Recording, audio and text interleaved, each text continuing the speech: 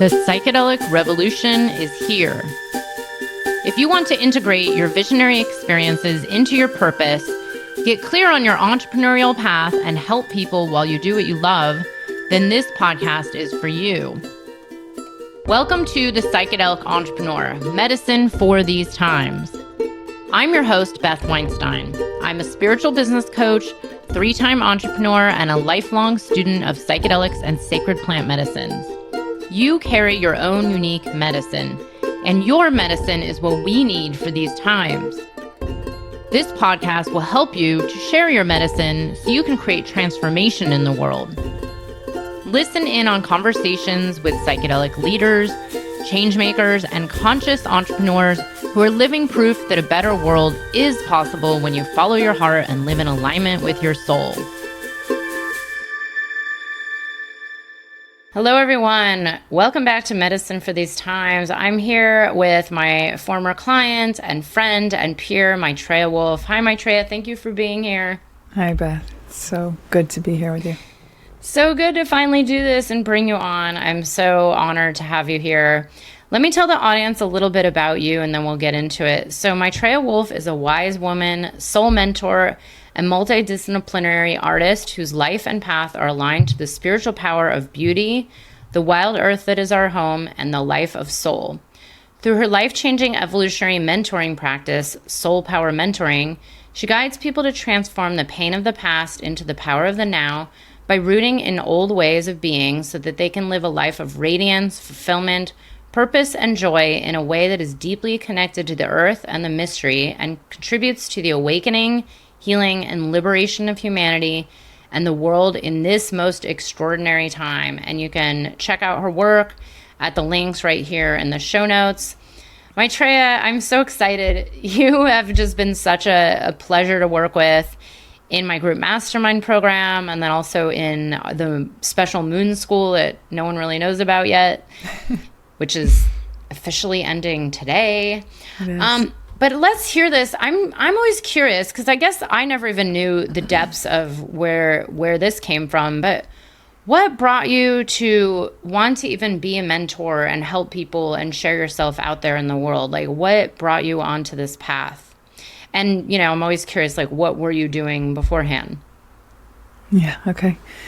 So I've always been spiritual, as they call it, and soul and earth oriented. I've always been a deep questing being. I've always sought after the deeper levels of life. I had my first awakening experience in the wild on horseback when I was 8, and that changed my entire relationship to life in the world. And then I had my first psychedelic experience when I was 15, and at that point I was just like, this is real, this is true, this matters to me. High school does not. So I essentially left high school for the psychedelic path beginning when I was 15, which had its benefits and its drawbacks because I was 15 and there was no containment. I was not a part of an intact culture that could hold that kind of awakening. So it ended up leading to some hard things that I had to recover from. But my path was established early on. I'm here to be what I am. And I've walked the way towards that the whole time. And how it has brought me to mentoring is that when I was in my Saturn return in my late 20s, I went through a devastating trauma. And it destroyed my life, it destroyed my health, it destroyed my community and all my relationships. I lost everything. And in that moment, I was plunged into what I have come to know as an initiatory ordeal. And I began to walk an initiatory path. And that path has been profoundly, profoundly magical. And I am still cultivating the practical elements of it because I'm such a full power mystic. But, I came into the realm of soul at a very different level, the realm of soul where life itself is like, you're here for something in particular. You're not just here to fuck around and you've got some refinement to do.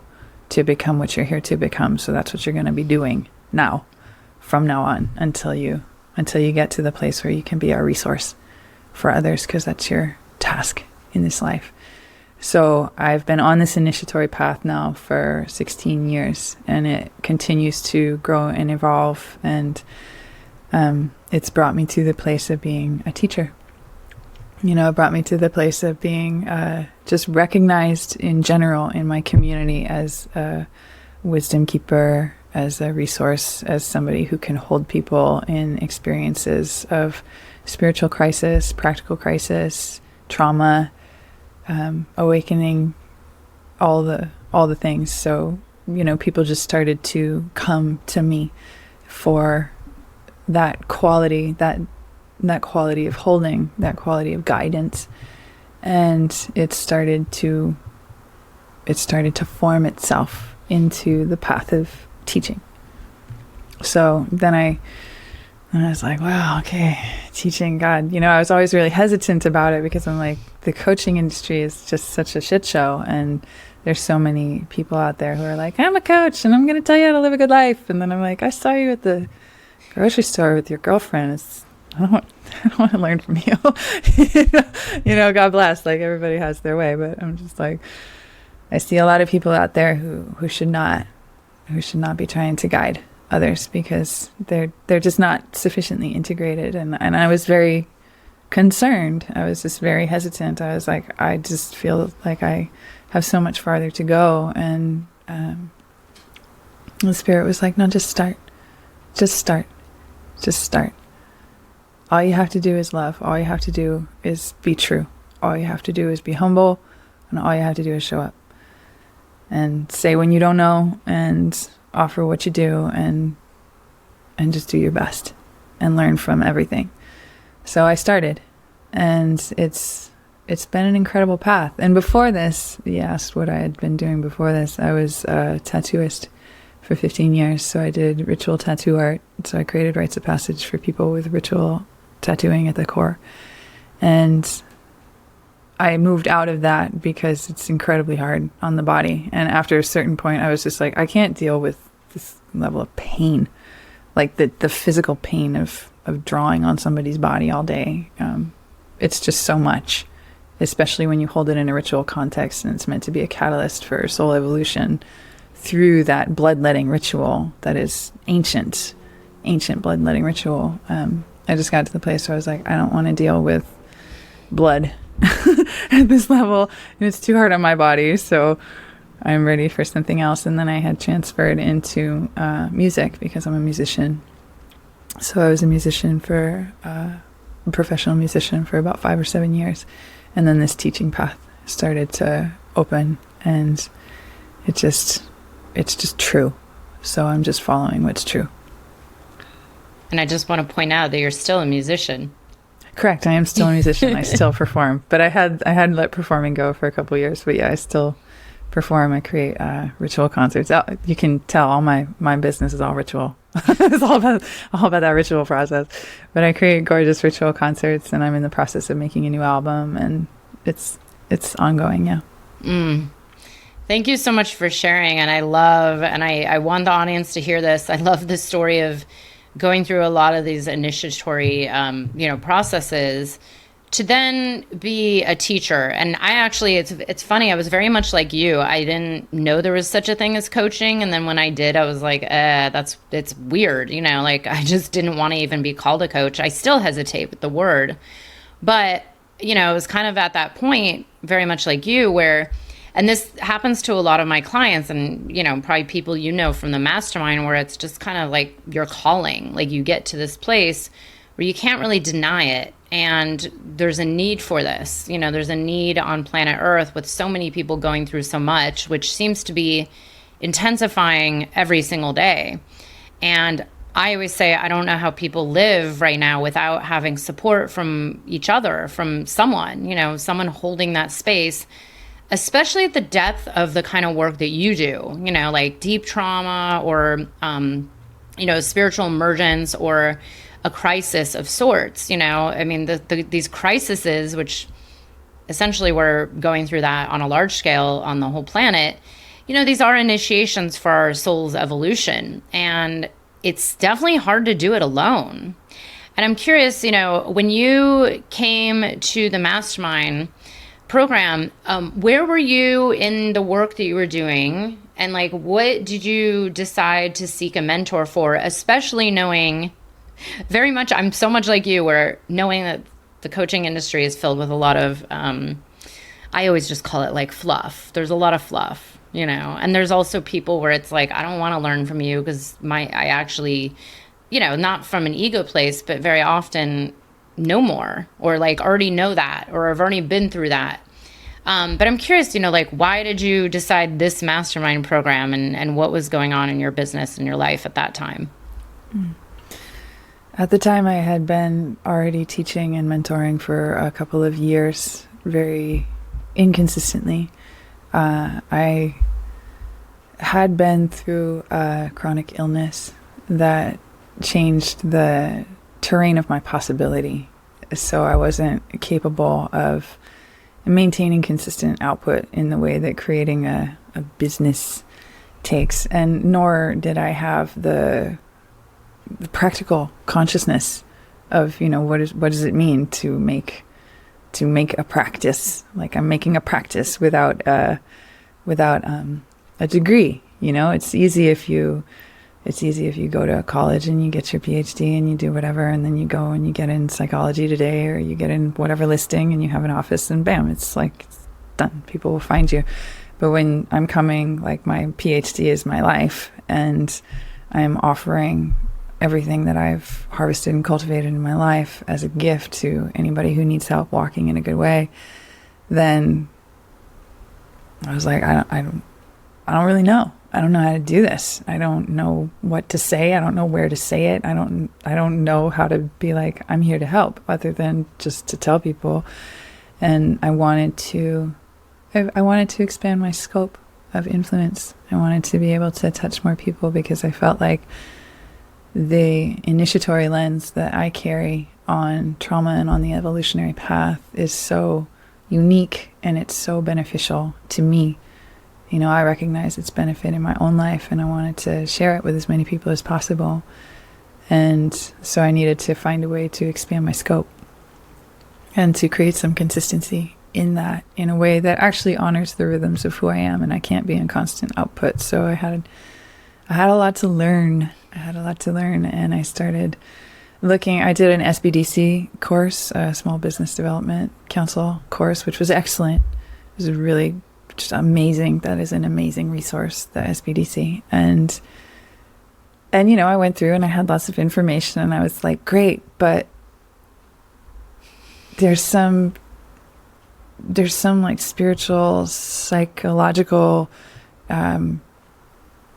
component here that I can't actually tend to well myself. There's a lot of resistance. There's a lot of stagnation. There's a lot of surging forward and then completely withdrawing. And I need some help decoding my inabilities on that level to maintain engagement with the regular world. I need help navigating that. And so I just started to have the idea that I was like, I need like a spiritual business coach. I need a business coach, but I need somebody who's going to help me like break through some of my stuff, like see the things I can't see and get through the things I can't get through. Because it's not just the information. It's not just that I need to learn marketing. There's something in my way, and I don't know how to take it apart myself.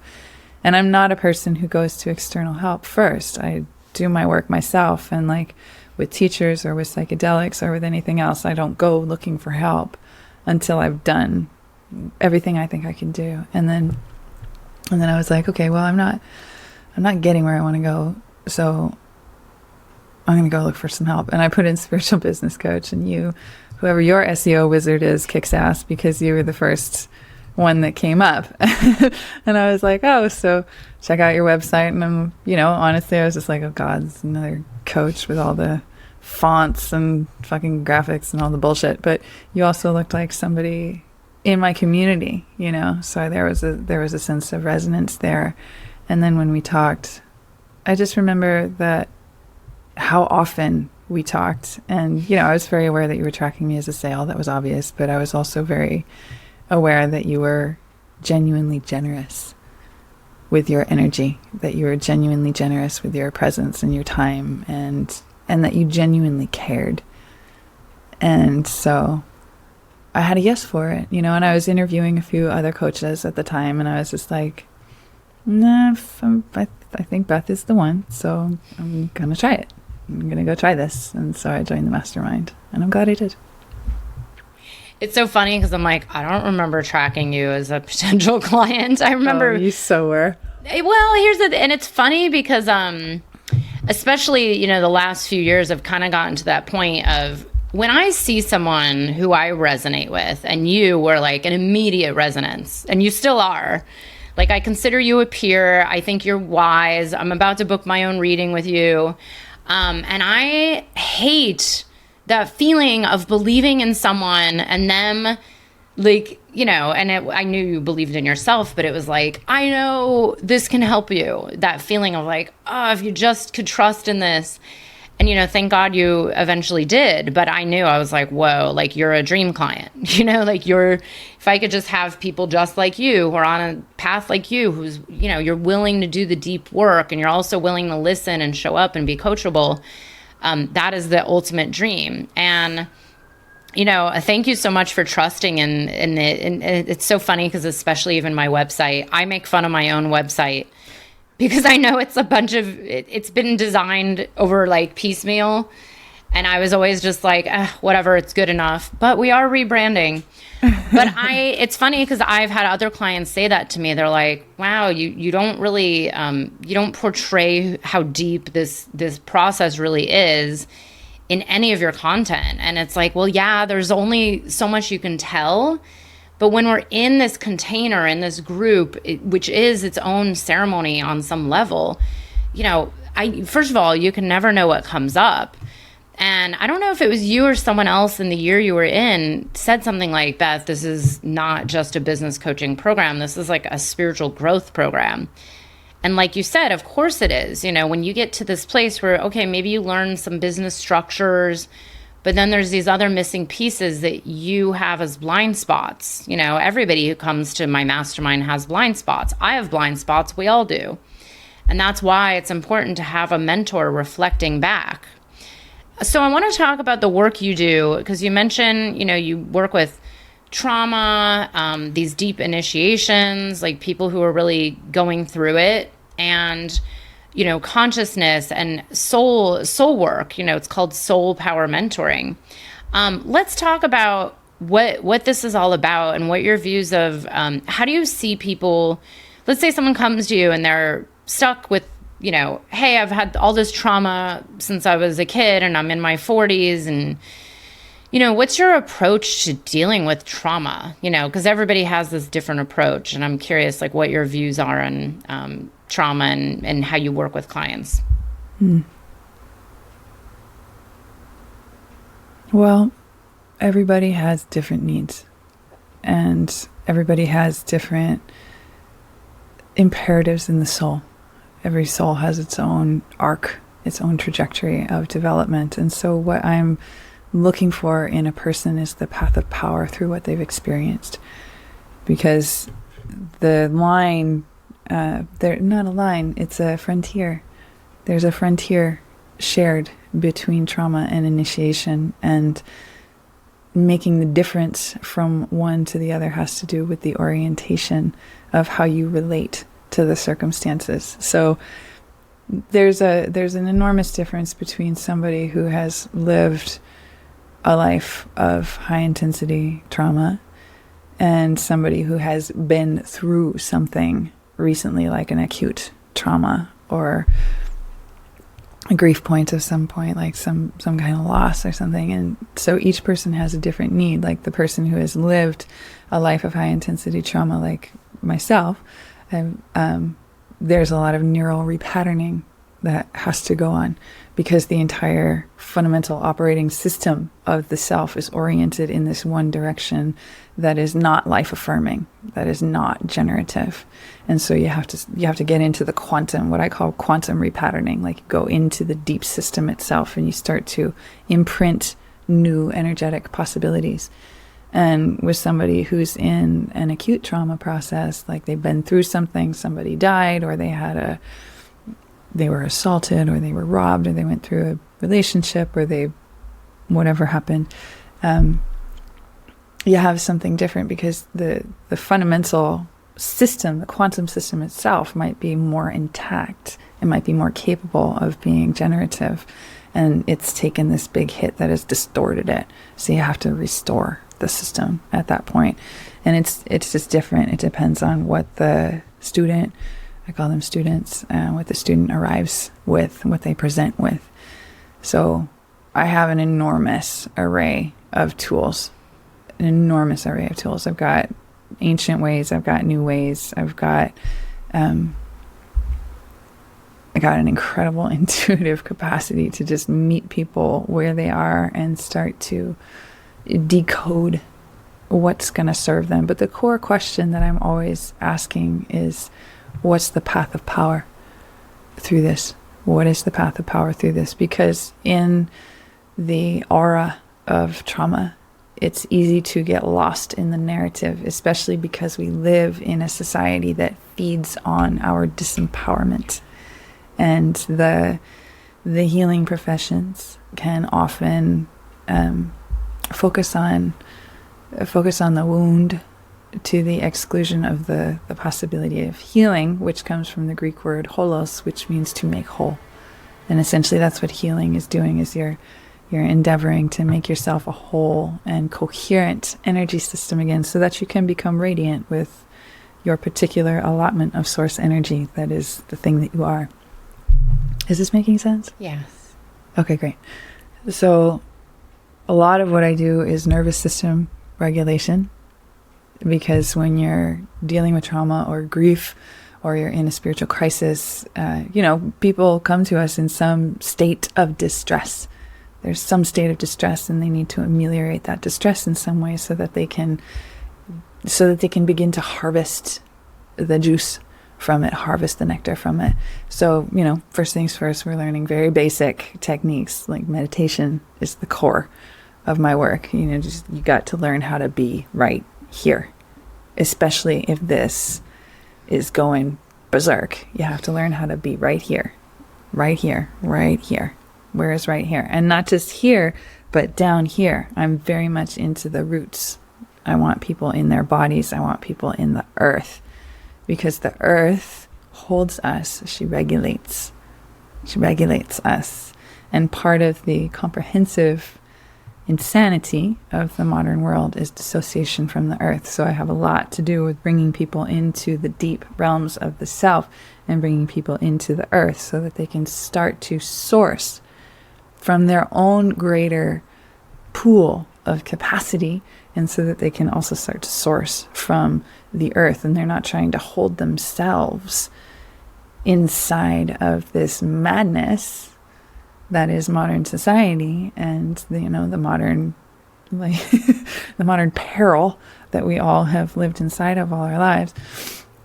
They're not trying to just hold themselves and be okay. It's like, let something bigger than you hold you, and that will open you to your own greater capacity. And then you will begin to be able to find the path of power through this. You'll be able to find the healing gift inside of this, whatever it is, if it's just discomfort or if it's all the way to devastation. Like when I went through the trauma that I went through, I was all the way to devastation. I was at the suicidal level. I would never have done it. I wouldn't do that to my mom, but like if I could take off my skin, just like, okay, I'm done with that one, I want a new one, I would have done it then. And I didn't have help at that point. I did not have help. I did not have resources. I did not have somebody holding me. I did not have people. I had me, and I had the earth. And what I found was my soul and my belonging in the wild mystery. And so I suffered for the isolation that I was in. I came to a state of extreme isolation, injury, which is a real thing, you know, because this rugged individualism thing that has everybody like trying to put on a pretty face while they're fucking imploding in a paroxysm of agony inside. You know, this is one of the pathologies of the modern world, is that you keep showing up looking good while you're dying inside. And it's like, no, don't do that. Don't lie to yourself, and don't lie to other people. Actually be where you are, because there's a magic trying to happen. And it can't happen if you're trying to keep everything together. I feel like I'm kind of diverging into many streams, but it essentially comes down to I meet people wherever they are and start to take care of them. Just take care of the nervous system, because when you're in trauma, there's a shattering that's happened. You need to be nurtured. You need something soft to hold you. You need wings and fur to hold you. You need the soil and the sunlight to hold you. And you need somebody to say, I see you. I see you. I see you. I love you. And I'm here.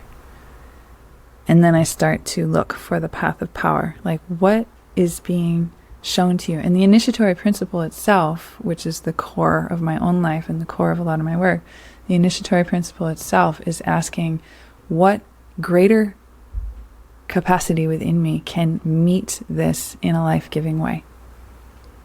So life has just reached past the capacity that I live inside of, right? In a trauma, in a initiatory portal, life has just reached past the capacity that I live inside of. And only by bringing forth something greater within myself can I actually meet this in a life-giving way and be made greater for it. And by greater, I don't mean bigger. I mean more integrated and more radiant with life force.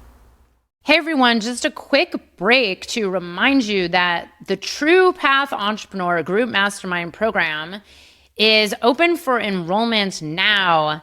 We start at the beginning of 2024 in January, but we are starting to take applications now. If you'd like to learn more, you can check out the Mastermind webpage on my site at bethaweinstein.com/mastermind. This is a 12-month group community-oriented mastermind program where you learn how to start, grow, and get clients in your business so that you can help more people, make a difference in the world, and do work that you absolutely love. This mastermind program is designed for new and early stage coaches, healers, psychedelic entrepreneurs, therapists, and anybody who wants to do transformational work in the world and wants to learn the exact steps you need to know to grow your business to the next level, to be able to share your unique medicine and make a difference in the world. So again, that's bethaweinstein.com/mastermind. The True Path Entrepreneur Group Business Coaching Mastermind Program is open now. So beautiful.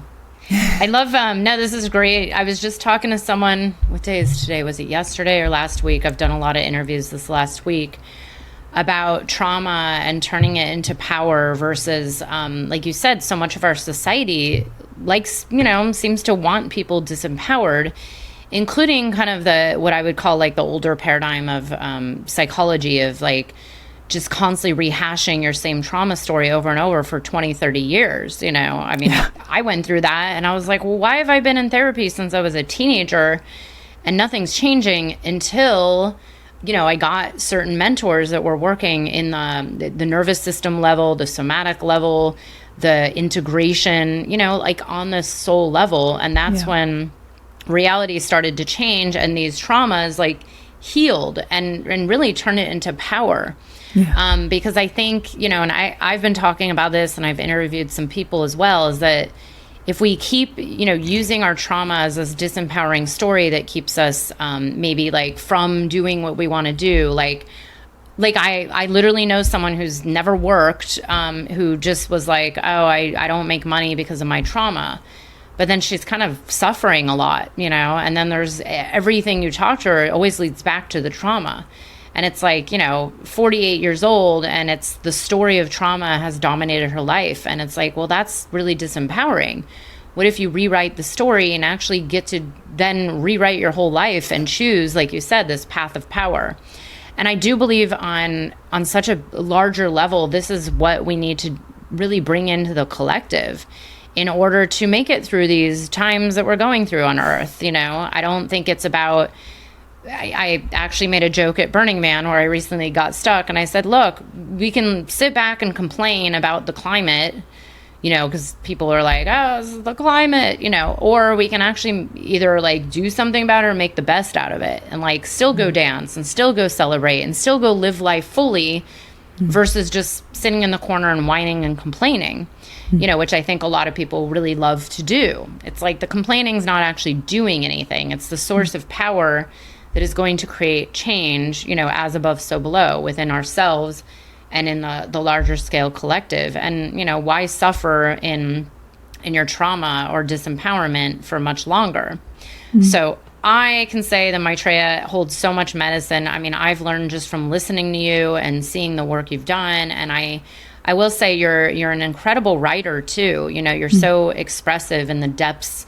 You can see how deep your soul runs, and this is what the world really needs right now. I'm curious, on a personal level or professional level, being in the mastermind program for a year and then going into the little moon school container for about 6 months or a little more. How do you feel that you have evolved on a soul level as a person, or as you as a teacher and a mentor? Do you notice a change in you since joining and where you're at today?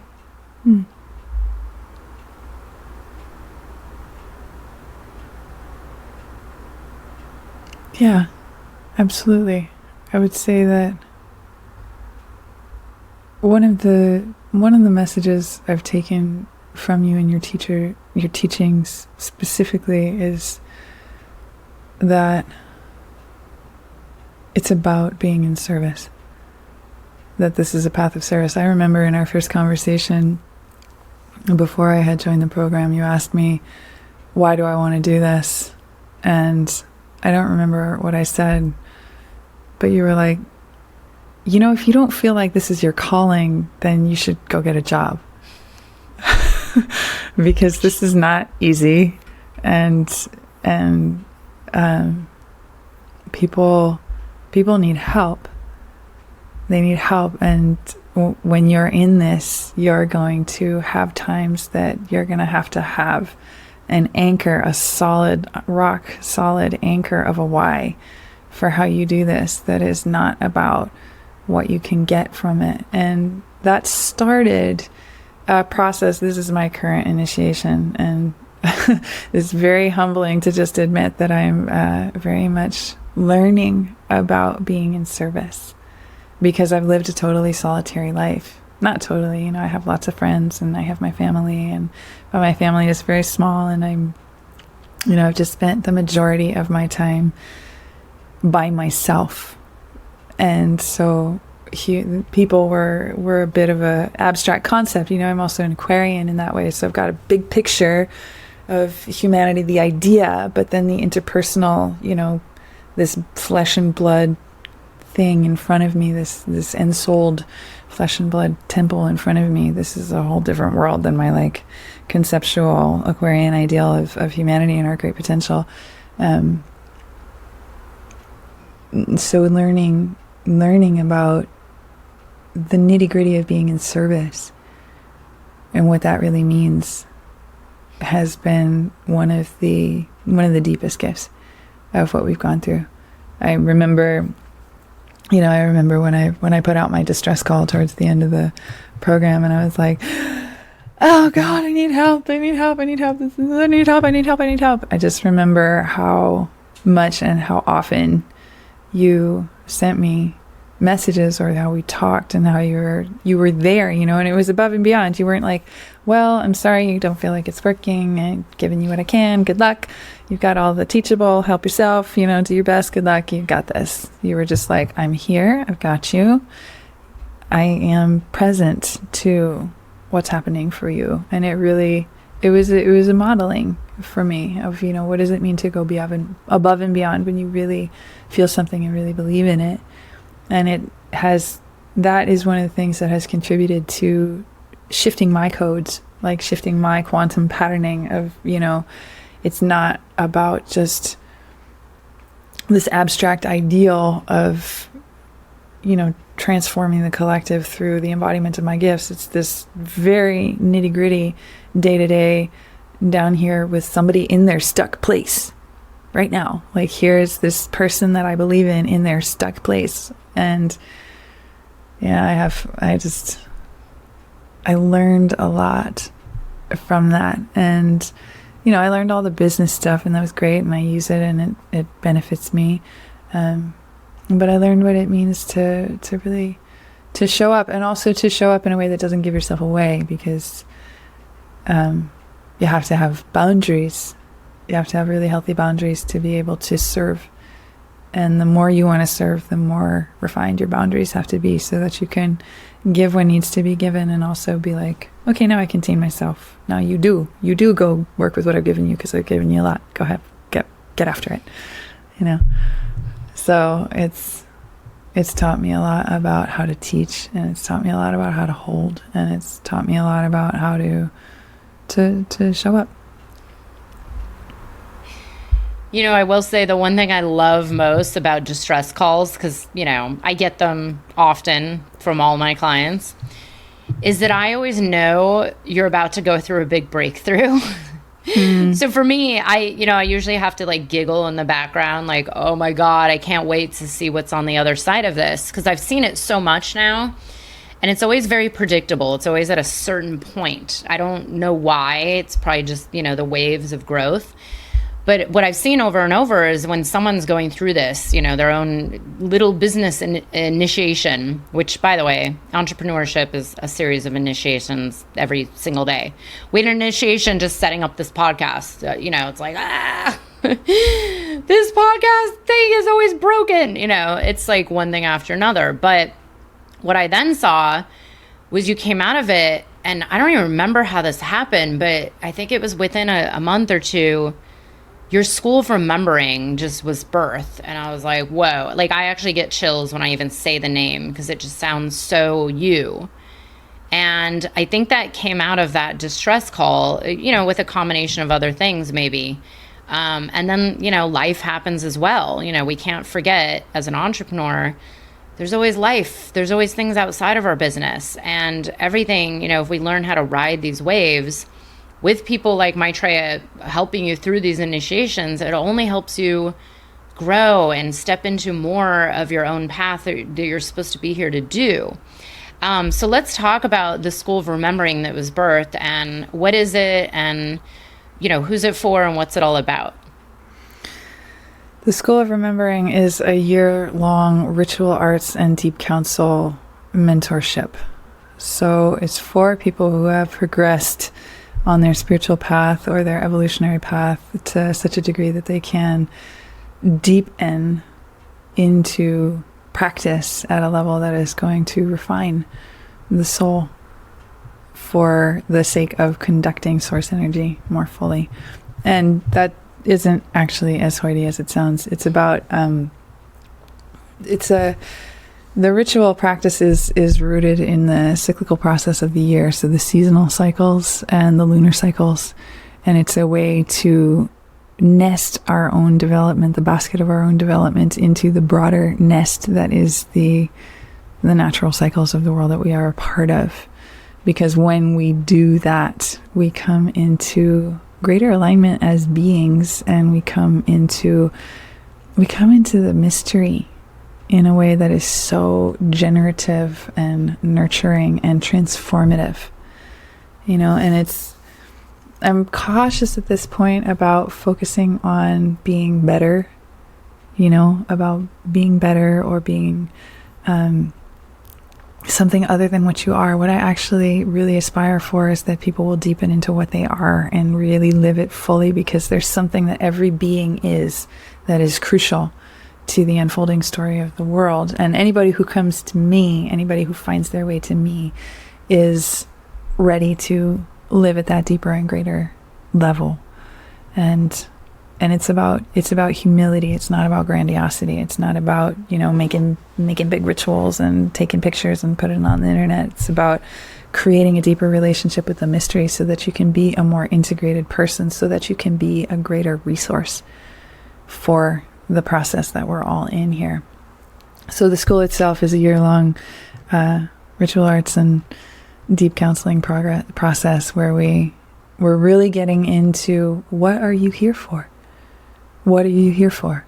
What are you here to be? Who are you here to be? And how can we root you into the earth in such a way that you will, like I said, become whole again? Healing, this word healing, which is, one of my favorite sites on the internet, is Healing from Healing. I don't know if you know this one, but it's great. But it's about getting over the healing paradigm. But healing actually comes from the Greek word holos, which means to make whole. And when we make ourselves whole, then we can actually conduct life force more clearly, and life can get on with itself more beautifully through us. So the ritual practice is about coming back into relationship with the earth, with the cycles of the earth, and with these cycles of the moon, with these cycles that we're embedded inside of, that modern society overrides without reservation constantly. And it makes us crazy, so it's a way of bringing ourselves back to sanity and bringing ourselves back to coherence as beings, bringing ourselves back to power. And the power thing, because I talk about this a lot, I'm going to clarify. Power is not about over, there's power over and there's power from within. And what I'm endeavoring to cultivate in people and in myself is power from within, so that we can live and give our gifts in the most life-giving way possible, because it's needed right now. And I want to do it in relationship with the earth, because that's the reality of our lives. And the earth is just this miraculous, brilliant jewel of a place. And our dissociation from the earth is part of our own insanity. And it's the only reason that modern industrial capitalism can exist, is that people are dissociated from the earth. So I want to get people reassociated with the earth through ritual practice in relation with the cycles, because something wakes up in us when we do that, when we celebrate. I follow the Celtic pagan wheel of the year because that's my lineage. And so, we celebrate the pastoral holy days and we celebrate the celestial holy days. So we celebrate, equinox, solstice, Beltane, Lammas, all these different things. There's 8 throughout the course of the year that we honor, and each one represents a different threshold that we cross. And that threshold is significant in the world around us, and it's also significant to us. So, in the beginning of the program, we get really clear about, as clear as you can get at the beginning of a journey, because the journey is going to reveal so much along the way. But you get as clear as you can about, what are you here for? What are you endeavoring towards in your life? And what is your greater coherence as a being? If that makes sense. This is just my way of speaking and thinking. But you get clear on that as clear as you can, and then you start to ritualize it through the wheel of the year and through the lunar cycles. So, the school is about, you cultivate your daily practice, your weekly practice, your monthly practice, and your yearly practices. And for each of these layers, you're in practice, you're in ritual practice. And it awakens you. And it's a way to get out of the myopic obsession with my own life and my own story and my own this and my own that and my da. You can get out of that a little bit and get into the mythopoetics of your own journey, so that's not so much about the personal and the personality narrative, but it's about the archetypal, it's about the mystical. And then you come into communion with the earth, and then something wakes up in you that catalyzes that essential quality of stewardship that is at the heart of the human. Because one of the things I think about with people is that people, and I've mused on this for years, people are not actually biologically imperative to the world. You know, this is one of the most fascinating things. We're the keystone species on the planet right now, but we're not biologically imperative to the world in any way. There's no ecological function that rests on our shoulders. None. There's nothing. And we're the only species here that's like that. And I won't get into my whole cosmology about why that is, because we'll just shelve that for now. But the fact that puts you in the place of like, well, how do we relate then? How do we relate in a way that is beautiful? And not beautiful pretty, but beautiful, the spiritual power of beauty, the magnitude of beauty as a spiritual frequency, beauty as an essential old power in the construct of creation. How do we relate in that way? We pray. We pray. We come into communion with the earth. We love her. We love her. We listen to her. We let her lead us, and we take care of her in the best way we know how. We come home. We come home to her. And part of the way I teach people to do this is through this school of remembering. And even before they enter the school, there's a couple of stages in my work, depending on where somebody's beginning from. You know, if somebody's like new, they start with the compass. If somebody's in acute trauma, they start with the phoenix path. If somebody's coherent and they're just ready to like dive in and do the thing, then they go to the school. And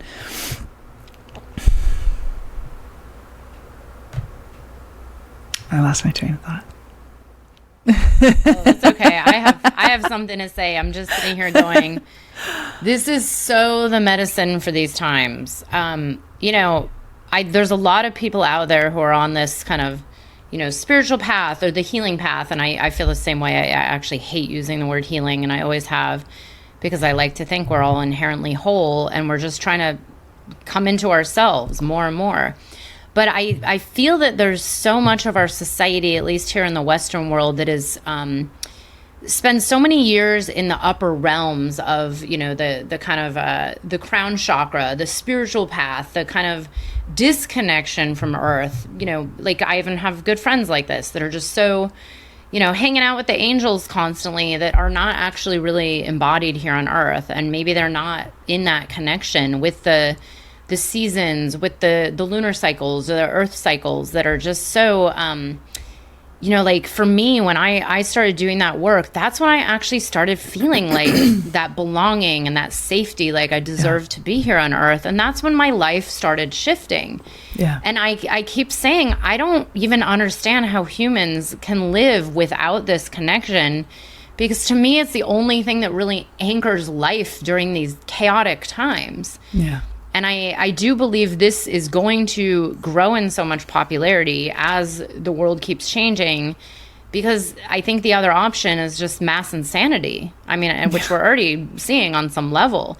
Yeah. And I feel like, I always say it's like this beacon, it's especially if you're someone who's spent, even in the psychedelic space, there's so much of it. Oh, especially. Yeah. It's like very head, mental, like leaving, and it's actually the opposite. The opposite medicine is to go down deeper into the roots of the earth and into this place of like, there is a reality. Like we are embodied here on Earth, or at least some people are. We're trying to be. Yeah. And I'm so glad you teach this. And I just want you to know, and I've said this to you 20,000 times, that I have so much faith in your work, and I have so much faith that this is only going to be needed more and more as the times keep, shifting into, I always just call it interesting, because I don't believe that we're in a good or a bad. I don't believe that anything is a crisis. I believe that we're just going through, a large initiation, and it's very interesting to be a part of. Yeah. I mean, it's like, whoa, I wake up every day and I'm like, I cannot believe I'm alive right now. Like, it blows my mind. Like, God, did I really choose to be alive at this time? Yeah. But this work that you're doing is so important, and I'm so glad you do it and put it out there. And we're gonna have links to it right here in the show notes, so anybody can get in touch. But I can really recommend the depth of the work that Maitreya does, and as someone who's guided her and led her for however long it's been now, it just feels like, okay, I can usually tell when some of my clients are really like doing the depths of the work and truly walking the walk. Like, you are truly walking this walk. I've seen you go through so many initiations and really come out, like bigger, like more in your power, more in your truer self on the other side. And that, just the leading by example, is just so beautiful to witness. And I'm so glad you've trusted in the group mastermind program. You've really showed up as a leader in the community, as a mentor to so many people, and, really put yourself out there. And also speaking your truth from a place of, unapologetic authenticity, like no fear, no doubts, and just really like knowing you're here to be of service to those that are attracted in. So I want to honor you for that. One last thing before we go. If there was anybody who's like you were, whatever it was, a year and a half ago, who's kind of on that fence of like, because I know for you it was definitely this like, I'm not sure this is it, and kind of, on the fence of joining the mastermind for a little while, what would you say to someone who's maybe considering investing in one of my programs, or even honestly, even anybody who's similar, like a good business coach, as I say? What would you say to them?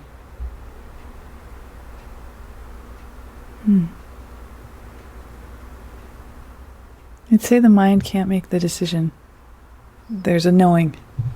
And the knowing might lead you into something that isn't what you think that you're getting. But if there's a knowing there, that you listen more deeply than hear, because I was definitely in the like, I need more info, I need more data, I need more testimonials, I know I want to see the curriculum, all this stuff, and that's all legitimate. You should always vet. If you're going to invest in an expensive program that's going to be a year of your life, if you're going to endow the cultivation of your path, if you're going to invite somebody else to participate in the cultivation of your path, then do your due diligence, do all that mental exploring, but then listen to the heart and listen to the soul and really listen to the deep self about, is this a yes? Because that's where my yes came from. And there are things that I loved about the program and things that I didn't, which would be true about anything that you did, anywhere, in any direction. But I can say with whole heart that I'm really glad that I did it. And it was my deep yes that took me there. It wasn't my mind. It wasn't my mind being like, okay, I have all the data to say this is the better choice than this. It was like, I have the knowing in my heart that this is right for me. And if you say yes to it and it doesn't work, you can leave it. It's okay. You just follow the deeper guidance, because that deeper guidance comes from a deeper place. They call it the higher self. I don't like to call it the higher self. I call it the deeper self. The greater self, the soul. The soul has its own imperatives for growth. And when you can learn to listen at that level, then even if it takes you places where you're like, where the fuck are we right now? You can recognize, oh, I'm evolving. This is a part of the path. Even if it's a part of the path that, is quote unquote negative, is working in the negative, it's still like, how does this benefit me? Oh, it benefits me this way. Okay, this is needed. I see. And so for anyone making any big decision, any investment with any teacher, me, you, anyone, I always say, like, listen to the soul. Listen to the soul. The soul knows. The soul knows what's going to serve you to move along your path. And listen to the soul and walk the journey and just see where it goes. And you can always make a new decision later. If something doesn't feel good, you can always change directions. So just let your soul guide you and show up for it. Beautiful. Yeah. Thank you so much. Well, I want everyone to know we'll have all the links to Maitreya's work right here in the show notes, and check out her School of Remembering and her other offerings. I cannot recommend her enough. And Maitreya, again, I just want to thank you so much for being here, for sharing your unique medicine with the world, for unapologetically putting yourself out there to be of service during these interesting times that we're in. It was so good to have you here on Medicine for These Times. I hope you enjoyed the episode. If you're feeling inspired, I'd appreciate it if you showed your love with a review. And check out my YouTube channel where you can find the video version of this podcast. You can also head to bethaweinstein.com to learn more about me and grab my free business growth trainings. Remember, you carry your own unique medicine, and your medicine is what we need for these times.